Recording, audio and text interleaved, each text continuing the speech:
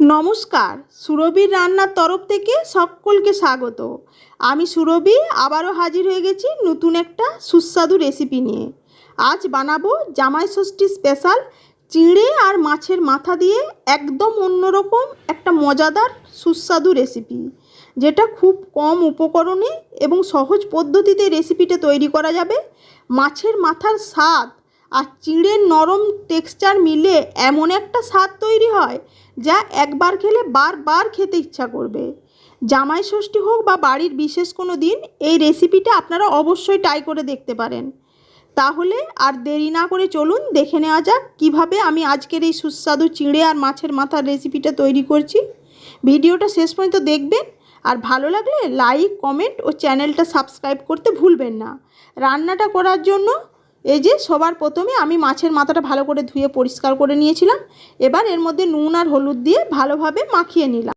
আমি এখানে রুই মাছের মাথার ব্যবহার করেছি, আপনারা চাইলে কাতলা মাছের মাথা দিয়েও রেসিপিটা বানিয়ে নিতে পারেন। এবার রান্নাটা করার জন্য সবার প্রথমে গ্যাসে কড়াই বসিয়ে দিয়েছিলাম। কড়াইটা গরম হয়ে যাওয়ার পর এর মধ্যে দিয়ে দিয়েছিলাম সর্ষের তেল। অল্প তেলটা গরম হয়ে যাওয়ার পর এর মধ্যে আমি এক বাটি চিঁড়ে নিয়েছি, একটু মোটা দানার চিঁড়ে, যেটাকে ঢেকির চিঁড়ে বলা হয় আর কি।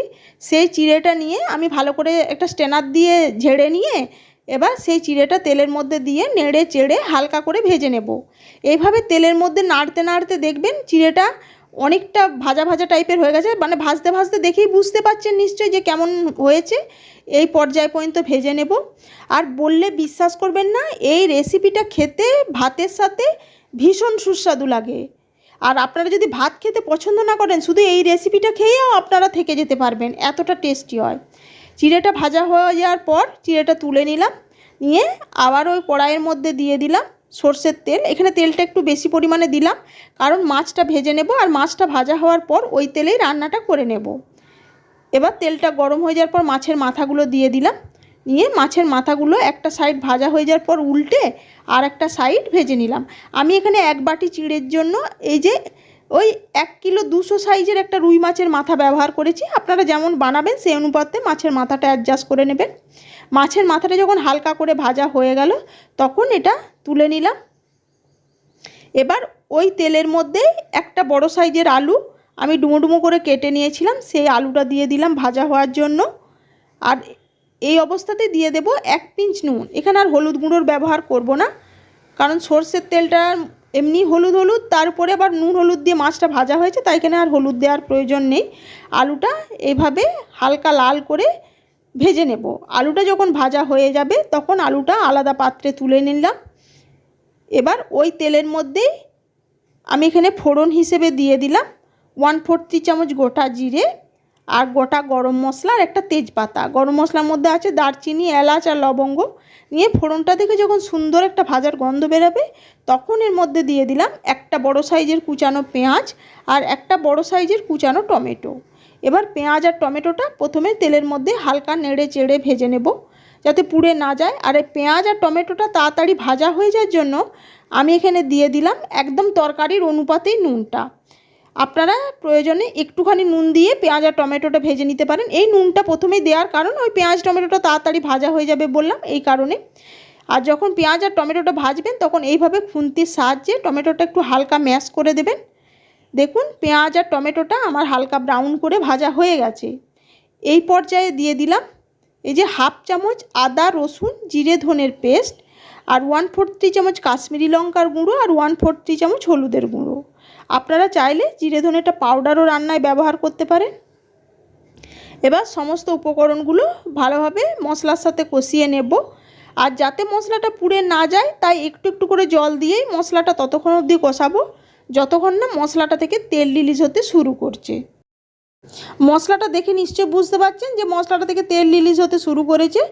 এবার এই অবস্থাতে দিয়ে দিলাম ওই যে ভেজে রাখা মাছের মাথাগুলো। এবার মাছের মাথাগুলো দিয়ে মশলার সাথে মিনিট 2 সময় ধরে কষিয়ে নেব। আর এই মশলার সাথে কষাতে কষাতে মাছের মাথাগুলো খুন্তির সাহায্যে ভেঙে দেব, খুব বেশি ডাস্টও করে দেব না, এই যে দেখুন হালকা টুকরো টুকরো টাইপের করে দেব। আর আপনারা চাইলে মাছের মাথাটা ভেজে নেওয়ার পর টুকরো করে নিয়েও মশলাতে মেশাতে পারেন। আমি একবারে এই মশলার সাথে দিয়েই খুন্তির সাহায্যে ভাঙা ভাঙা করে নিচ্ছি, যাতে রেসিপিটা মানে খেতেও ভালো লাগে, আর গোটা গোটা মাছের মাথাটা থাকলে অতটা খেতে ভালো লাগবে না। নিয়ে যখন মশলার সাথে মাছের মাথাটা কষানো হয়ে গেল, এরকম তেল ছাড়তে শুরু করলো, তখন এর মধ্যে দিয়ে দিলাম ভেজে রাখা আলুগুলো। নিয়ে আলুগুলো দিয়ে আবারও মিনিট দুয়েক সময় ধরে মশলার সাথে কষিয়ে নিলাম। নিয়ে যখন কষানো হয়ে গেল, তখন এখানে গ্রেভিটা বানানোর জন্য দিয়ে দিলাম পরিমাণ মতো গরম জল, আর শেষে দিয়ে দিলাম একটু চিনি, একটু স্বাদের ব্যালেন্স করার জন্য। তবে আপনারা চাইলে চিনিটা স্কিপও করতে পারেন। আর নুনটা আপনারা এই অবস্থাতে আপনাদের স্বাদ অনুযায়ী চেক করে নেবেন। আমি একবারই তরকারির অনুপাতে তখনই নুনটা দিয়ে দিয়েছিলাম, আমার আর নুন লাগবে না। এবার যখন ঝোলটা ফুটতে শুরু করলো, তখন এর মধ্যে দিয়ে দিলাম ওই যে ভেজে রাখা চিঁড়েগুলো। এবার চিঁড়েগুলো দিয়ে খুন্তির সাহায্যে ভালোভাবে মিশিয়ে নেব। আর আপনারা যদি মনে করেন যে ভাজার সময় আলুটা ভালোভাবে সেদ্ধ হয়নি, তাহলে আগে আলুটা সেদ্ধ করে নেবেন, তারপরে কিন্তু চিঁড়েটা মেশাবেন। আমার ওই যে ভাজতে ভাজতে আলুটা সেদ্ধ হয়ে গিয়েছিলো, আর কষাতে কষাতে যেটুকু বাকি ছিল সেটা কমপ্লিট হয়ে গিয়েছিলো। এবার ফুটে ওঠার পর চিঁড়েটা দিয়ে ভালোভাবে মিশিয়ে নিয়ে উপর থেকে দিয়ে দিলাম 3টে চেরা কাঁচা লঙ্কা। আপনারা যেমন ঝাল পছন্দ করবেন সেই অনুপাতে লঙ্কাটা অ্যাডজাস্ট করে নেবেন। এই যে দেখুন গ্রেভিটা অনেকটা ঘন ঘন হয়ে গেছে। আর নামানোর আগে দিয়ে দিলাম অল্প গরম মশলা পাউডার আর ঘি। এবার ভালোভাবে এটা মিশিয়ে নামিয়ে ঠান্ডা করে পরিবেশন করে দিলেই আজকে আমাদের চিঁড়ের মুড়িঘণ্ট কমপ্লিট। আপনারা মুড়িঘণ্ট মাছের মাথা আর গোবিন্দভোগ চাল বা মুগের ডাল দিয়ে খেয়েছেন, কিন্তু একবার চিঁড়ে দিয়ে এই মুড়িঘণ্ট বানিয়ে খেয়ে দেখবেন, এর স্বাদ আপনারা ভুলতে পারবেন না, এতটা টেস্টি হয়। আর দেখতেও দেখুন কতটা লোভনীয় হয়েছে, একদম নতুন মজাদার এক রেসিপি। জামাই ষষ্ঠীর দিনে জামাইয়ের পাতে দিলে জামাই চেটে পুটে খাবে। চলুন আজ তাহলে এটুকুই, আবার হাজির হয়ে যাব অন্য কোনো রেসিপিতে। সবাই ভালো থাকবেন, সুস্থ থাকবেন, ধন্যবাদ।